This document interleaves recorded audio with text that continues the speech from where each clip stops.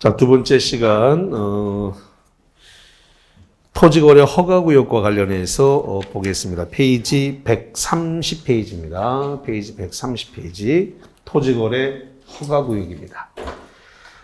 토지거래 허가구역은 실무상으로 굉장히 많이 사용하고 있습니다.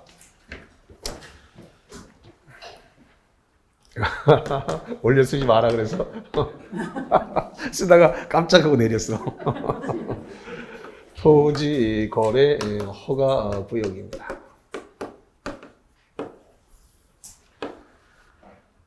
토지거래 허가구역은 중개 실무 쪽으로 출제가 되고 민법적으로도 출제가 되고 중개법령 쪽에 한 문제가 반드시 나죠. 그 다음에 우리 민법적으로도 출제가 됐다 안 됐다. 민법은 출제가 됐다 안 됐다 그러는데 중개법령은 반드시 한 문제가 출제가 되고요.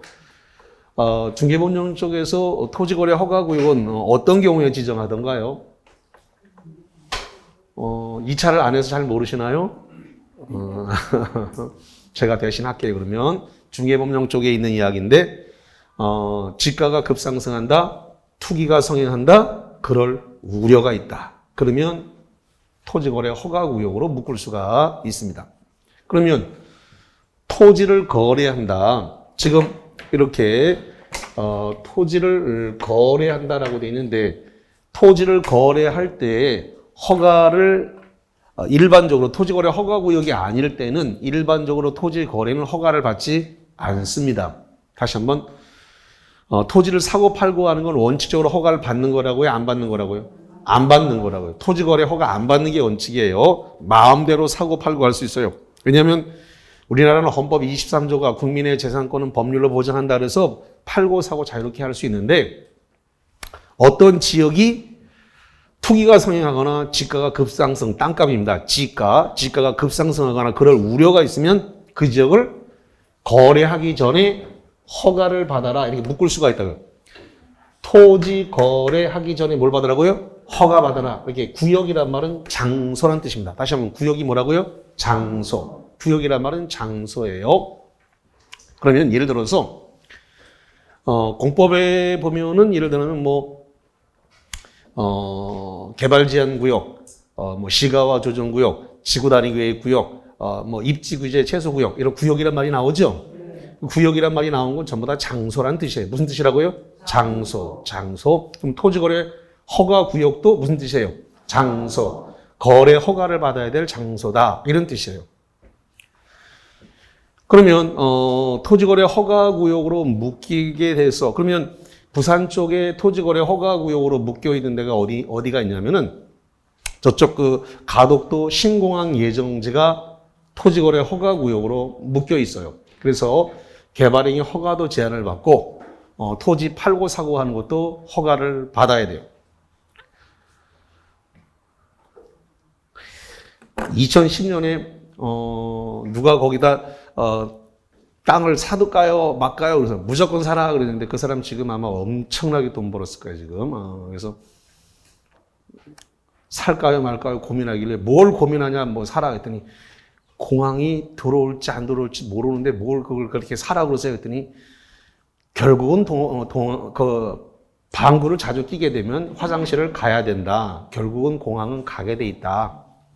그래서 도심부에 공항이 있어가지고는 24시간 공항을 할 수가 없다. 그래서 서울에 있는 김해공항이나 김포공항이나 부산에 있는 김해공항이나 도심은 가까이에 있기 때문에 24시간 공항이 안 되니까 밤 10시 넘어오면 비행기 이착륙이 새벽까지는 못 한다. 그러니까 외곽에다 그러니까 서울도 김포공항이 24시간 공항이 안 되니까 저기 영종도에다가 24시간 공항을 만들었듯이 결국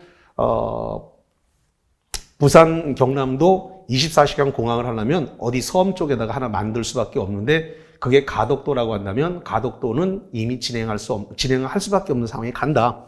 시기의 문제일 뿐. 단 대통령 선거에서 몇 번 써먹어야지 아마 확정될 거다. 내가 2010년에 그런 얘기를 했는데 지금 그 사이에 대통령 선거 2번이나 있었는데 3번 있었는데 지금 계속 그게 살아있는 불씨가 되었고 선거 때마다 써먹거든 그게. 대통령 선거할 때마다 계속 가덕도 공항 간다 계속 이제 그 써먹는단 말이에요. 그 사람이 살 때는 가격이 지금 많이 2010년이니까 많이 쌌으니까 못 올라도 4-5배는 올랐을 것 같은데. 네? 지금 뭐 거의 가는 것이 이제 그 법을 만들었으니까, 가덕도로 가는 법을 만들었으니까, 그러니까 그 예타라 그러죠. 예비 타당성 검사를 다 통과를 한 상태이기 때문에 가는 거는 확정적이다 이렇게 보시면 돼요. 근데 가더라도 김해공항은 폐쇄하지 않습니다. 김포공항이 폐쇄 안 되듯이 김해공항도 폐쇄가 되진 않습니다. 그래서 김해공항 따로 있고 가덕도 공항도 따로 있고 두 개 다 같이 사용하게 될 것입니다. 자, 그래서 부산 쪽에서는 지금 그 가덕도가 토지거래 허가구역으로 묶여 있고 밀양에 가면은 밀양의 그 나노산업단지라고 혹시 들어봤나요? 그 나노산업단지 일대가 토지거래 허가구역으로 묶여 있어요. 그다음에 울산의 울주군 일대가 토지거래 허가구역으로 묶여 있습니다. 언양 KTX에서부터 해서 좌우에 개발 계획이 잡혔는데 이게 지금 녹화가 되기 때문에 제가 그 말을 더 이상 못합니다. 또 내 말 듣고 가서 개떼처럼 또 가서 몰려가서 또 그러면 또 안 되니까 전국 방송 되는데 그래서 제가 더 이상 어디라고 정확하게 지정을 해드리기는 어렵습니다. 그래서 토지거래 허가구역으로 다 묶어놓는 건 아니고 그렇게 지가가 급상승하거나 투기가 성행하거나 그럴 우려가 있으면 토지거래 허가구역으로 묶이게 되고 그러면 토지거래 허가구역 안에서는 사전 허가를 받아야 된다는 겁니다. 사전 허가라고 하는 말이 뭐냐면 계약서 쓰기 전에 허가를 받아라 라는 겁니다. 계약서 쓰기 전에 허가를 받은 다음에 허가받고 난 다음에 계약서를 작성을 해라 라는 것이 지금 입법 취지입니다. 허가받고 난 다음에 뭐 하라고요? 계약서 써라 라는 겁니다. 그런데 중개업소에서는 그렇게 하질 않아요. 중개업소에서는 계약서를 먼저 작성을 하고 중개업소에서는 계약서를 먼저 작성을 한 다음에 그 다음에 거꾸로 허가를 이렇게 받게 돼요. 그러면 계약서를 먼저 작성을 하게 되면 이게 이제 문제가 발생을 하는 거다라는 겁니다. 자, 그래서 계약서를 먼저 작성을 하고 허가를 받으면 무효가 되는 겁니다. 다시 한번 계약서를 먼저 써서 허가서를 제출하면 뭐가 된다고요? 무효다. 근데 허가서를 제출하긴 했으니까 허가가 나올지 불허가가 나올지는 알 수 없죠? 지금 허가를 신청했는데 허가권자는 관할시장군수구청장이에요. 관할시장군수구청장이 관할 허가권자입니다. 그러면 저기 가덕도에서 토지를 거래하고자 하는 사람이 지금 계약서를 먼저 쓴 다음에 허가서를 접수했다. 그럼 이 상태가 무효라고요. 허가를 안 받고 계약서를 썼으니까 무슨 상태라고요? 무효라고요.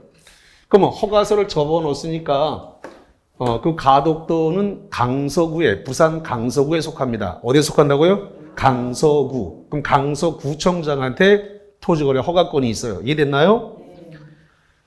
이거 실무야, 실무. 이거 지금 내가 한 말 농담 아니고, 예. 누구한테 허가받아야 된다고요?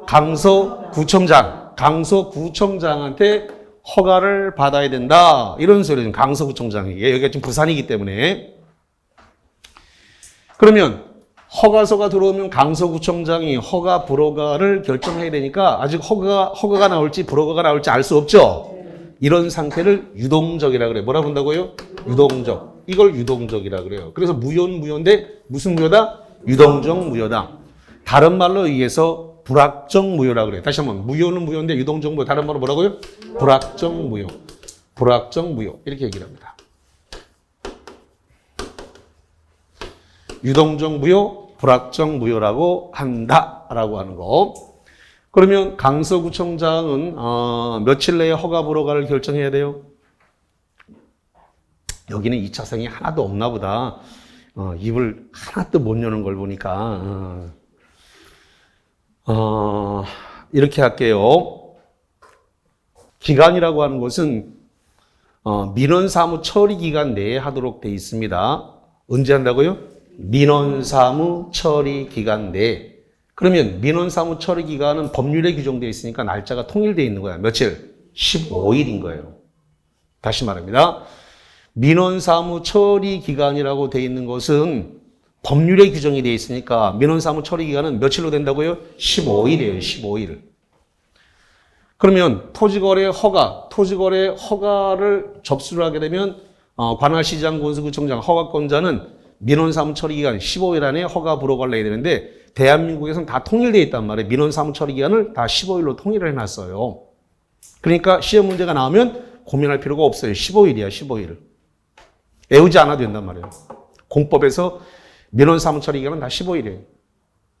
자, 그러면 예를 들어 가지고 국토법에 보면 개발행위 허가가 나오는데 개발행위 허가를 받기 위해서 관할 시장 군수에게 허가서를 집어넣습니다. 그럼 개발행위 허가는 며칠에 허가 불허가 결정해야 돼요? 15일. 그래, 이제 잘하네. 그래, 15일이야. 그렇게. 그래서 토지거래 허가도 15일이고 개발행위 허가도 15일인 거야. 왜냐면 민원 사무 처리에 관한 법률을 적용하니까 다 15일로 통일이 되는 거예요. 그러니까 일일이 안 외워도 돼. 그래서 하나를 뚫으면 전체가 다 쭈르륵 다 뚫리는 거예요. 자, 그래서 유동적 무효인데 그러면 유동적 무효가 됐을 때 사법상 효력이 어떻게 되느냐라는 건데 첫 번째로서 잠깐만, 유동적 무효는 지금 허가 받은 거예요, 안 받은 거예요? 안 받은 거죠. 민원 사무 처리 기간 안에 들어 있는 거예요. 아직 15일이 안 넘어가서 허가 불허가 아직 안 나온 상태예요. 계약서는 작성했고 아직 허가 불허가 결정나지 않은 상태. 이 상태가 뭐라고요? 유동적 무효예요. 자, 이 상태에서 지금 채권적 효력이 없습니다. 채권적 효력이 없다. 채권적 효력이 없다라고 하는 말은 중도금 주세요, 잔금 주세요라고 할 수 있다, 없다? 없다. 그 다음에 물권적 효력이 없어요. 자, 물권적 효력이 없다라고 하는 말은 무슨 뜻이냐면 등기 주세요. 된다, 안 된다? 안 된다라는 이야기예요. 자, 두 번째로서 유동적 무효, 불확정 무효 기간 안에서는 이행 청구를 갖다가 허용하지 않습니다. 이행 청구라는 것은 등기 주세요, 중도금 주세요, 이런 이행 청구를 허용한다, 안 한다? 안 한다.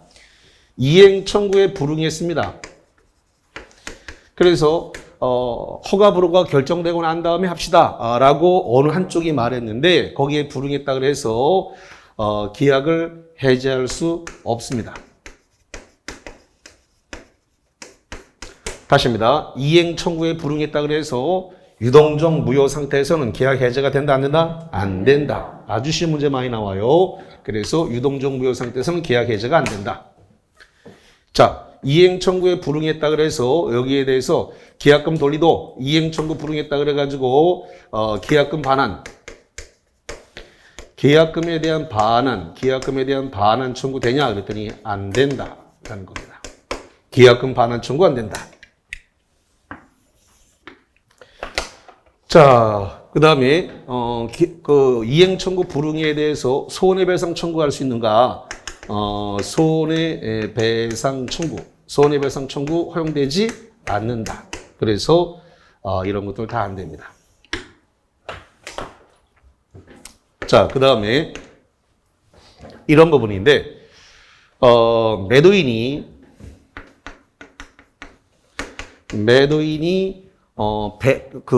계약금의 배액을 갖다가 배액을 제공을 하고 그리고 계약을 해지할 수 있는가라는 겁니다. 매도인이 2배를 물어주고 계약금의 2배를 물어주고 유동적 무효 상태에서 계약 해지할 수 있을까요? 없을까요? 있다. 좋았어. 계약 해지할 수 있다. 아주 중요한 겁니다. 왜 계약을 해지할 수 있을까? 자, 지금 유동적 무효 상태에서는 중도금이 들어왔어요? 안 들어왔어요? 안 들어왔어요. 이게 채권적 효력이 없기 때문에 중도금을 준 적이 없어요. 중도금을 준 적이 없기 때문에 중도금이 안 들어온 상태에서는 2배 물어주고 계약을 끝낼 수 있다, 없다? 있다. 그 계약 해지가 가능해요. 자, 그 다음에 네 번째입니다. 지금 우리가 보는 것은 실무적으로 다 사용하는 거예요. 이거 실무에 가면 다 그대로 100% 그대로 사용되는 내용들이니까 잘 보시고요. 이 토지거래 허가 절차에 토지거래 허가 절차입니다.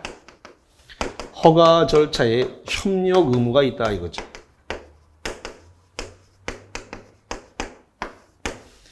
협력 의무는 매도인에게 선의의 의무로서 존재하게 되는데, 만약에 허가 절차에 협력을 하라 그랬는데 협력을 안 하더라. 협력을 안 해. 협력을 허가 절차에 협력하라는데 협력을 안 했을 때 계약을 해지할 수 있을까요? 없을까요? 계약 해지하지 못한다. 왜 못할까요? 왜 계약 해제가 안 될까요? 판례가 말하기를 허가 절차의 협력 의무는 부수적 채무 불이행이다. 뭐라고요? 부수적 채무 불이행. 이것은 부수적 채무 불이행이다. 부수적 채무 불이행을 가지고는 계약 해제가 된다 안 된다? 안 된다. 계약 해제가 안 된다. 부수적 채무. 이건 본 채무가 아니라 부수적 채무다. 부수적 채무를 이행하지 않아서 계약 해제는 못한다. 그러면 이행하라라고 이행 청구할 수 있을까요? 예, 이행 청구할 수 있고 소송 제기할 수 있을까요? 예, 소송 제기할 수 있습니다. 그 다음에 소송 제기하고 거기에 따라서 손해배상 청구할 수 있을까요? 예, 손해배상 청구할 수 있습니다. 그래서 이행 청구 가능하고 그 다음에 소송 제기가 가능하고 거기에 따라서 손해배상 청구할 수 있다. 이렇게 보면 되겠네요. 자, 지금 방금 전에 본 상태에는 유동적 무효, 불확정 무효 상태였던 것을 봤습니다. 자, 그러면 이번에는 확정적 유효를 보겠습니다. 확정적 무효를 볼까요? 확정적 무효다.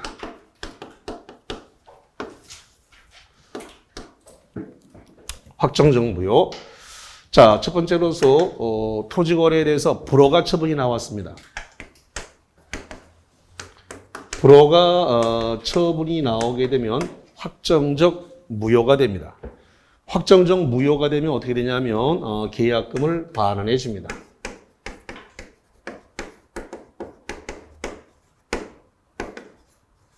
다시 합니다. 언제 계약금 돌려준다고요? 확정적 무효. 확정적 무효가 되면 계약금 반환. 여기 잠깐 보세요. 유동적 무효 상태에서는 계약금 반환이 안 됐죠? 네. 유동적 무효 상태에서는 계약금 반환이 안 됐는데 확정적 무효 상태가 돼야 계약금을 반환받을 수 있다라는 거예요. 자, 두 번째로서 법률행위가 법률행위가 뭐죠? 계약이 다시 한번 법률행위가 뭐라고요? 이 계약 자체가 법률행위가 무효 취소가 됐습니다. 조금 이따가 들어갈 겁니다만은 법률행위가 취소가 되면 어떻게 한다 그랬을까요? 소급 무효된다고 아까도 얘기했는데 첫 시간에도 얘기했어요. 다시 한번 취소가 되면 뭐 한다고요? 소급 무효가 돼요. 조금 이따가 취소에 내가 다시 얘기할 겁니다. 그래서 무효와 취소에는 효력이 같아요. 다시 무효와 취소는 뭐하다고 효력이 같다. 그래서 취소가 돼도 소급 무효가 되니까 무효도 소급 무효고 이것도 소급돼서 효력이 없는 거고 그러니까 효력은 동일해요. 이게 그렇게 되면 받은 게 있으면 다 부당이득 돌려줘야 돼요.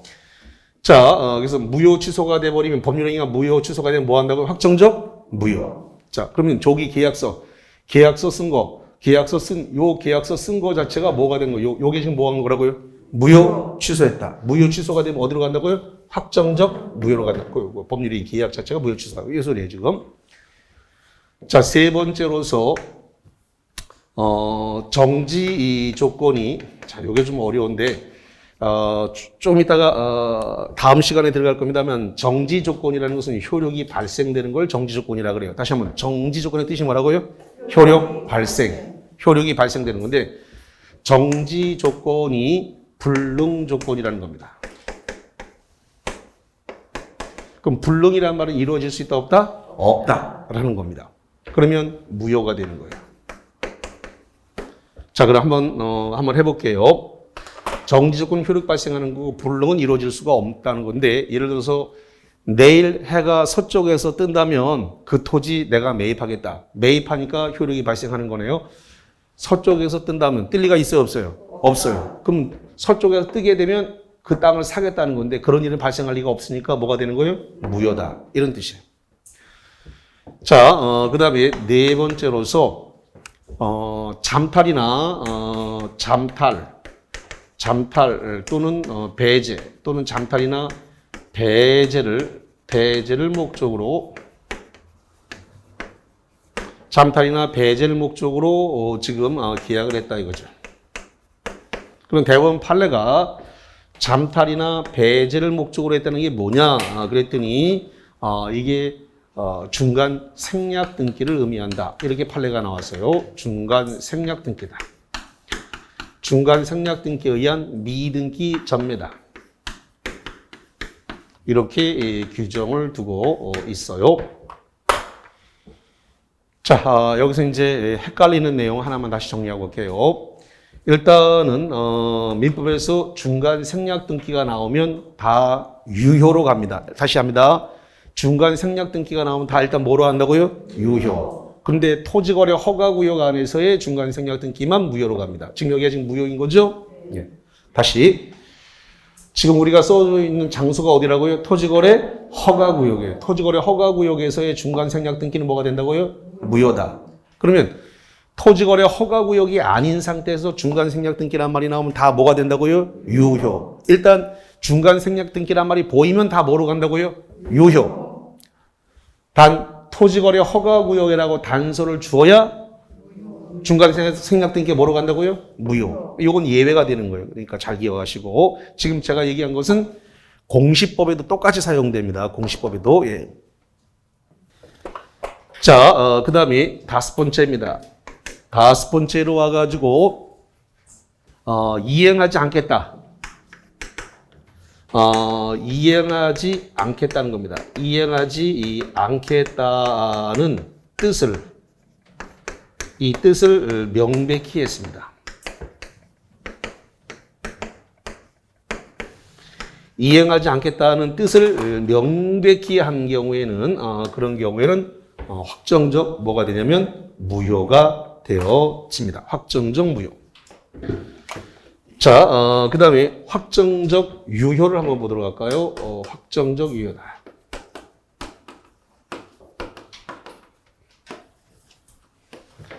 어떤 경우에 확정적 유효가 되냐 그러면 토지거래 허가를 받았습니다.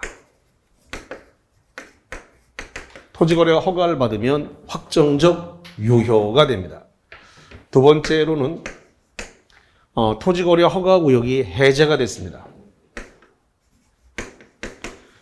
토지거래 허가구역이 해제가 됐다는 거죠. 해제가 되면은 확정적 뭐가 된다? 유효가 됩니다. 그 다음에 세 번째로서 재지정. 재지정이 되더라도 허가를 받을 필요가 없습니다. 다시 한번 재지정이 되더라도 뭐가 필요 없다고요? 허가 받을 필요가 없다. 그러니까 이런 건데 해제가 됐다가 재지정이 됐습니다. 해제가 됐다, 재지정이 됐다 하더라도 허가 받을 필요는 없다. 이런 이야기가 됐습니다.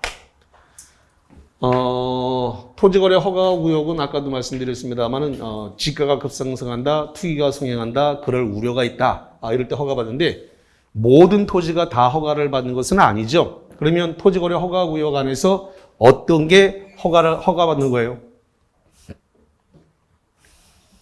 2차 공부가 전혀 안 돼 있군요. 여긴 전부 1차승만 모여 있습니까? 2차를 버렸어요? 어떻게 이렇게 대답을 못 할 수가 있어? 토지거래 허가구역에 있는 모든 거래가 허가를 받는 건 아니고 소유권하고 지상권 두 개만 허가를 받아요. 다시 한번 뭐하고 뭐라고요? 소유권, 지상권 두 개만 허가를 받는 거예요. 소유권하고 지상권하고 두 개만. 그리고 또 면적 제한이 있어요. 주거적은 얼마 이상? 큰일 났네. 이거 하나도 모르네. 180. 상업은 200. 그만할게. 더하면 스트레스 받을 것 같아. 자, 내가 숨 넘어가 잘못하면. 자, 이제 어디를 보냐면은 저쪽 그 프린트물을 좀 보도록 하겠습니다. 프린트물에 메일 정의 노트입니다. 메일 정의 노트와 관련해서 2번 문제를 보죠. 2번.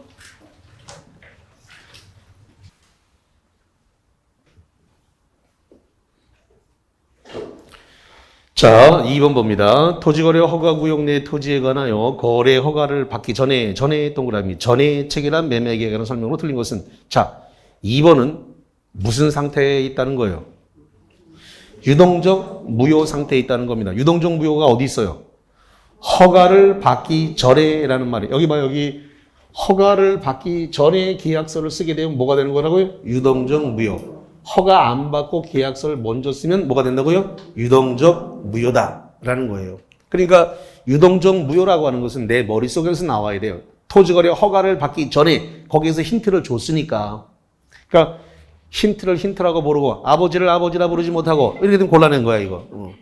내년에 또 만나요. 이렇게 되는 거야 이거. 아주 슬픈 얘기가 돼버려. 자, 그래서 허가를 받기 전에 체결한 매매계약에 관한 설명으로서 틀린 것은 뭐가 틀렸다? 5번 틀렸지. 1번 매수인이 지급한 계약금은 확정적 무효로 되었을 때 비로소 부당이득으로 반환을 청구할 수 있다. 여기 보세요. 뭐가 된다고요? 확정적 무효. 확정적 무효가 돼야 계약금 뭐 한다고 반환받을 수 있다. 두 번째, 매매계약이 정지조건이다. 정지조건 박스. 정지조건부 계약인데 조건이 허가를 받기 전에 이미 불성치 박스. 그걸 불능이라 그래요. 자, 여기 보세요. 여기 정지조건이 불성치, 불능이 돼버리게 되면 허가 받기 전에 불능이 되면 뭐가 된다고요? 무효다. 그래서 정지조건이 뭐라고요? 효력 발생. 쓰셔야 돼. 정지조건에다가. 정지조건이 뭐라고요? 효력 발생. 정지조건부 계약이 그 조건이 허가받기 전에 이 불성취된 경우는 계약은 확정적 뭐가 된다고요? 무효. 확정적 무효. 세 번째, 토지거래 허가 없이 중간 생략 등기 합의, 박스 중간 생략 등기 합의기에 최초 매도인과 최종 매수인에게 최종 매수인을 매매 당사자는 토지거래 허가를 받아 격리된 소유권 이전등기는 무효다. 여기 중간 생략 등기에 의한 미득이 전매가 이루어지게 되면 여기가 토지거래 허가 구역이니까 확정적 뭐가 된다고요? 무효. 자, 그 다음에 4번 불허가 처분에 대한 위반자가 스스로 계약의 무효를 주장하면 신의 성실의 원칙에 위반되지 않는다. 강행복규를 위반한 사람이 스스로 무효를 주장하는 것이 신의 측에 반한다, 반하지 않는다. 반하지 않는다. 그래서 저쪽 그 103조 쪽에 관련돼 가지고 강행복규를 위반했다 하더라도 무효를 주장할 수 있고 여기서 무효를 주장해도 토지거래 허가에서 무효 행위를 저지른 자가 무효다라고 주장하는 것은 신의식에 반하지 않는다. 민법 전체가 동일한 법리가 적용돼요. 5번 허가 전에 토지거래 허가구역이 해제가 됐다. 여기 토지거래 허가구역이 뭐 한다고요? 해제가 돼서 일단 유효가 된 후에 다시 재지정되면 토지거래 허가받는다. 여기 허가구역이 해제됐다가 재지정됐다 하더라도 허가 받는다 안 받는다? 안 받는다. 그래서 5번이 맞는 이야기가 되어졌습니다. 좋습니다. 그래서 일단은 거기까지 관련해서 정리를 그리 했고요. 자, 이제 취소 쪽으로 가보겠습니다. 취소 쪽으로. 교재 어디를 좀 보시냐면은 138페이지입니다. 138페이지에 제3절 법률행위의 취소가 등장을 했습니다.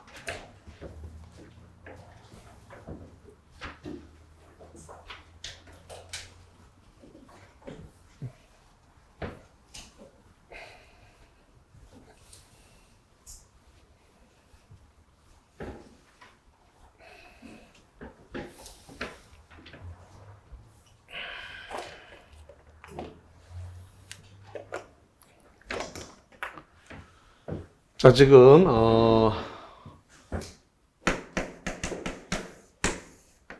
어떤 사람과 어떤 사람이 법률행위를 했습니다.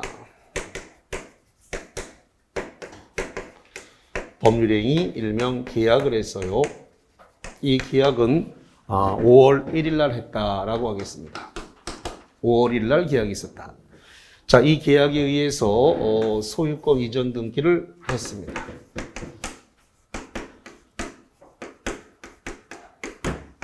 소유권 이전 등기를 했고 여기에 따라서 등기가 있으니까 을은 이걸 다시 매매를 원인으로 해서 제3자 병에게 팔았습니다. 제3자 병에게 팔고 병이 선의일 수도 있고 악의일 수도 있는데 선의의 제3자에게 매매를 원인으로 해가지고 소유권 이전 등기를 했습니다.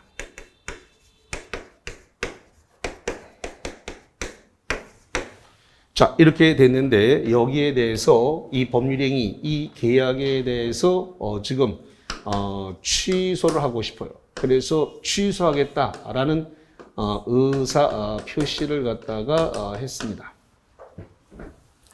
의사 표시를 하게 되면 이것은 형성권이에요. 자, 이 형성권이란 말이 뭐냐면 취소하겠다는 의사표시가 계약의 상대방에게 도달하면 이 상대방의 동의나 승낙이 없어도 효력이 발생합니다. 상대방의 동의, 승낙이 없어도 법률적 효력이 발생하는 걸 그걸 뭐라 본다고요? 형성권이라 그래요. 당사자 일방의 의사표시만으로 법률적 효력이 발생하는 것을 무슨 권이라고 한다고요? 형성권이라 부른다라는 겁니다. 문제는 이 취소를 개나 소나 무조건 다 할 수 있게 하면 곤란하니까 이 취소를 할 수 있는 취소권자를 정해놓고 있는데 이거를 제착사강 이렇게 4개로 국한을 합니다. 자, 이 제착사강 요걸 갖다가 뭐라고 부르냐면 이것을 취소권자다 이렇게 불러요. 취소권자.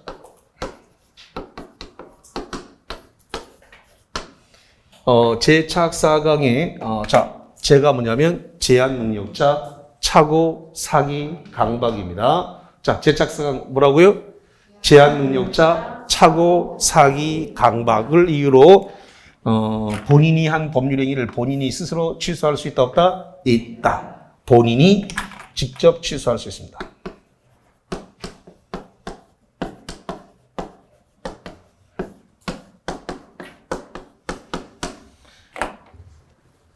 제한능력자가 3개예요. 뭐가 3가지 있어요? 미성년자, 피한정 후견인, 피성년 후견인. 우리 시험 문제는 주로 미성년자를 주게 되는데 미성년자가 법률행위하고 미성년자가 스스로 법률행위를 취소할 수 있다 없다? 여기 다 써놨어요. 있다고. 미성년자가 법률행위하고 미성년자 본인이 직접 취소할 수 있다 없다? 있다. 미성년자가 스스로 법률행위를 그러니까 법정 대리인의 동의 안 받고 취소할 수 있다 없다? 있다. 법정 대리인의 동의 없이 미성년자 스스로 취소가 가능하다라는 이야기가 되겠습니다. 자, 그 다음에 두 번째로서 대리인이 취소를 할 수 있느냐라는 건데 대리인은 2가지로 보는데 법정 대리인이 있고 임의 대리인이 있는데 법정 대리인은 취소권이 있어요. 그런데 임의 대리인은 요거는 조금 나눠야 됩니다. 임의 대리인은 원칙적으로 취소권이 없습니다. 예외적으로 뭐 해야 되냐 했더니 특별수권이 필요해요. 예외적으로 특별수권.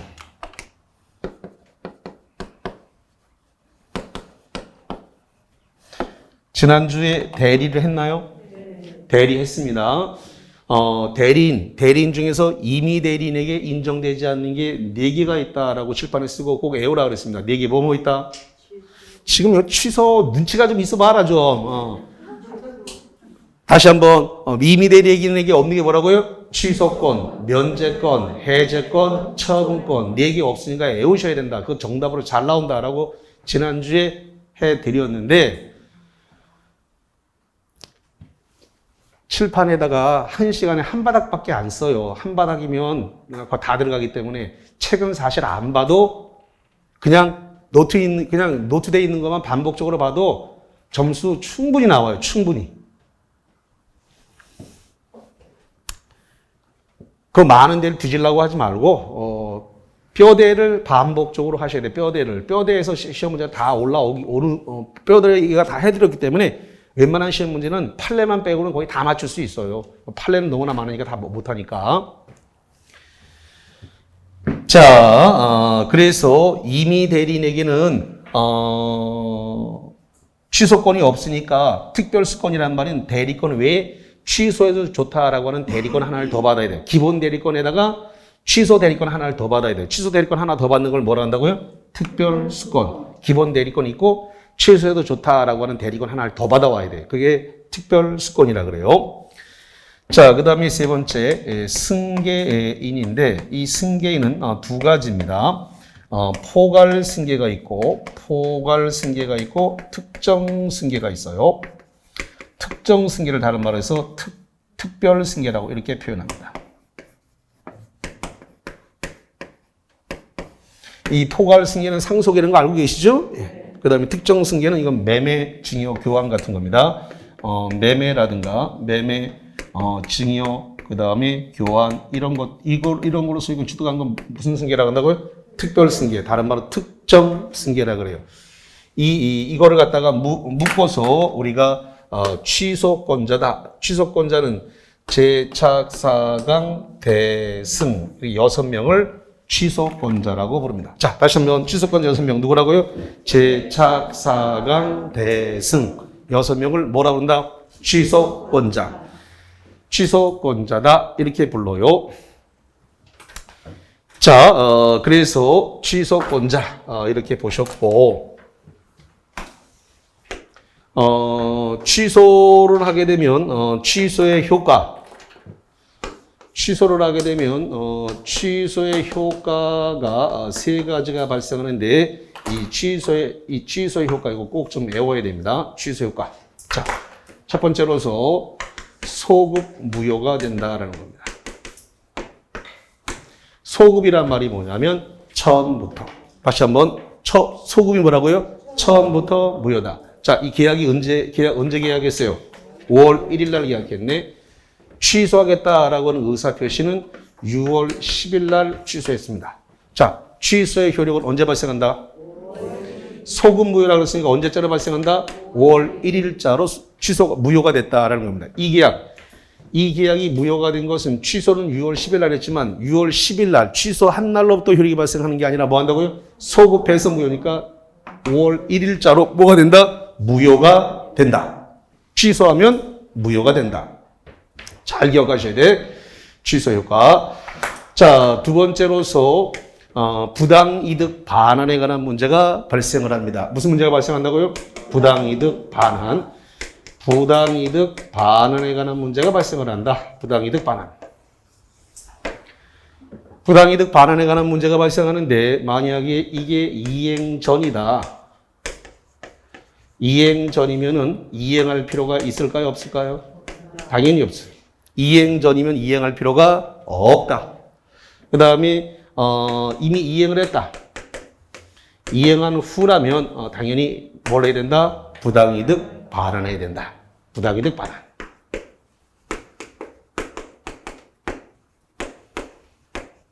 부당이득을 반환해라.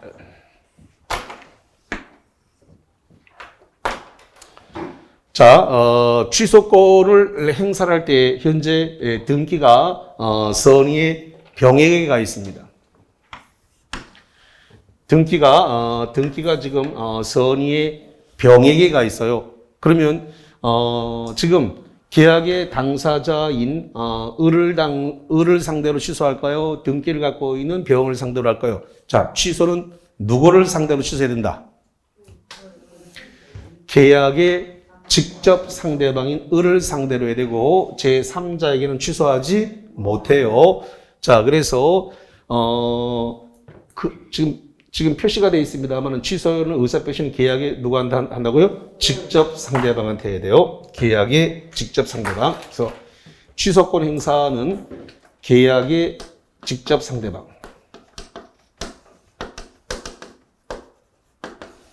그런데 을이 사망했을 수 있나요? 사망했을 수 있어요. 그러면 포괄 승계인에게 합니다. 다시 한번 사망했으면 누구한테 한다고요? 포괄승계인에게 하면 됩니다. 그래서 계약의 직접 상대방한테 취소를 해야 되겠지만 만약에 계약의 직접 상대방이 사망을 했다면 그러면 포괄승계인이 누구예요?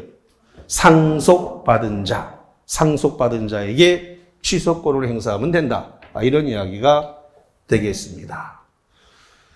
자, 그래서 지금 법률행위를 이렇게 취소를 했고, 자, 그 다음에 이제 문제가 되는 것이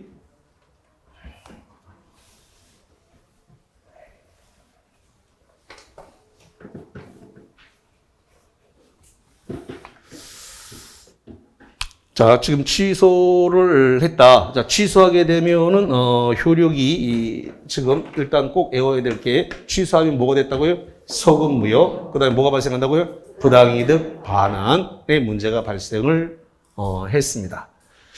그러면 조금 전에, 취소 사유가 딱 4개밖에 없는데, 요 4개밖에 없는 요걸 갖다가 법정 취소사유다. 이렇게 얘기를 해요. 제착, 사강, 요 4개를 뭐라 한다고요? 법정 취소사유다. 법정 취소사유니까 이거 외에 4가지 외의 사유로는 취소할 수 있다, 없다? 없다. 그럼 요거 4가지 외의 사유로 계약을 깨버리고 싶으면 어떻게 깨야 된다? 이거는 취소로 계약을 깼는데 요 4가지 이외의 사유로 계약을 깨버리고 싶으면 어떻게 깨야 된다? 그거는 계약 해제로 깨는 겁니다. 뭐로 끈다고? 계약 해제. 계약 해제로 깨야 돼. 다시. 그러니까 제착 사강의 사유로 계약을 뭐 했다고요? 취소했어요. 이거 외의 사유로 계약을 깨버릴 수 있다면 뭘로 간다고요? 해제. 해제로 가요. 계약 해제. 원리를 잘 터득해야 돼. 그러니까 취소할 수 있는 사유는 뭐밖에 없다고요? 4개. 제착사강밖에 취소 못해요. 근데 계약을 깨버려야 되겠어. 근데 제착사강이 아니야. 그럼 뭘로 깨야 된다고요? 계약 해제로 깨야 돼. 해제로. 지금 우리는 다 실무에 가서 써먹어야 되는 상황인데 이게 지금 뭔지 모르고 있으면 합격을 해도 나중에 중개사무소에 가서 써먹지를 못해요. 배우면 뭐해? 써먹지도 못하는 건 죽은 지식인데. 써먹을 줄 알아야 돼. 써먹을 줄. 자, 그 다음에 이런 부분을 보겠습니다. 취소를 할 수가 있는데 취소할 수 있는 법률행위라는 걸 한번 보죠.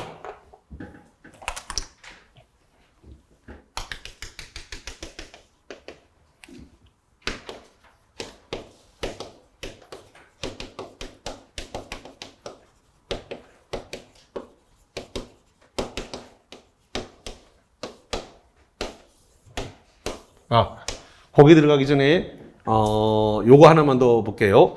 지금 취소를 하는데 무한정으로 취소를 할 수는 없단 말이에요. 저기 제착사강이 취소사유인데 제착사강에 의한 법률행위를 했을 때 이게 유효라 그랬어요? 무효라 그랬어요? 아까 했는데 제착사강에 의한 법률행위를 했다 하더라도 법률행위는 사법상 효력이 유효예요. 유효. 다만 유동적 유효다. 아까 한번 칠판에 썼어요. 제착사강을 뭐라 한다고요? 유동적 유효. 유동적 유효예요. 그러면 취소하기 전까지는 계속 유효 상태에 있는 거죠? 이 4개는 취소하기 전까지는 무슨 상태라고요? 유효. 무슨 유효? 유동적 유효. 그러면 이 취소를 하기 전까지는 유동적 유효 상태에 있다 보니까 법률행위가 불안정한가요? 불안정하죠. 왜냐하면 취소할 수도 있으니까. 유효지만 취소할 수 있으니까 불안정하니까 무한정으로 기다려줄 수는 없다는 겁니다. 그래서 취소권에 대한 행사기간이 있어요. 취소권의 행사기간이 있다 이거예요. 취소권 행사를 무한정으로 기다려줄 수는 없다. 취소권 행사를 언제까지 기다려줄 수는 마냥 기다려줄 수는 없는 거다라는 거죠. 그러면 첫 번째로서 추인할 수 있는 날로부터 3년입니다. 추인할 수 있는 날로부터 몇 년이라고요? 3년. 두 번째로서 법률행위 한 날로부터 10년입니다. 법률행위 한 날, 법률행위가 뭐죠? 계약. 계약한 날로부터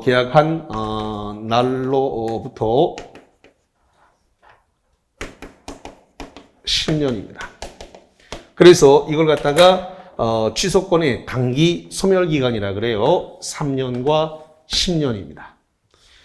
자, 이제 그러면 자, 일단 교재를 잠시 짚어드리고 갈게요.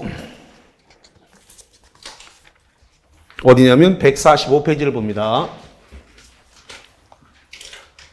자, 145페이지로 가니까 거기 꼭대기 6번에 취소권의 단기 소멸 146조 취소권은 추인 동그라미 추인할 수 있는 날로부터 몇 년? 3년. 법률행위 한 날, 계약서 쓴 날로부터 몇 년? 10년 내에 해야 된다. 요 날은 이게 제척 기간이기 때문에 요 기간은 그냥 바로 계산할 수 있는데 문제는 이거 3년, 10년을 알았다 하더라도 현장 가서 못 써먹는 사람이 굉장히 많아요. 3년, 10년을 알아. 근데 계산하라 그러면 계산을 못해. 합격한 사람도 계산을 잘 못하는 사람이 합격한 사람 100명 붙잡고 얘기하면 계산할 수 있는 사람은 20명도 채 안 돼. 합격을 해도. 그냥 3년, 10년만 내리외워갖고 그래서 그래. 자, 그럼 만약에 제한능력자, 미성년자가 법률행위 할 수 있습니까? 미성년자가 법률행위하고 미성년자가 직접 취소할 수 있어요? 있어요. 자, 그러면 이 미성년자가, 자, 사례로 한번 해볼게요. 그러면 이 미성년자가 현재 만 17세다. 만 17세다 그랬으면, 그러면, 이 17세 청년에게 최단 취소권이 소멸되는 기간은 나이로 따지면 몇 살이다? 야 나이로 몇 살이 되면 취소권은 소멸한다.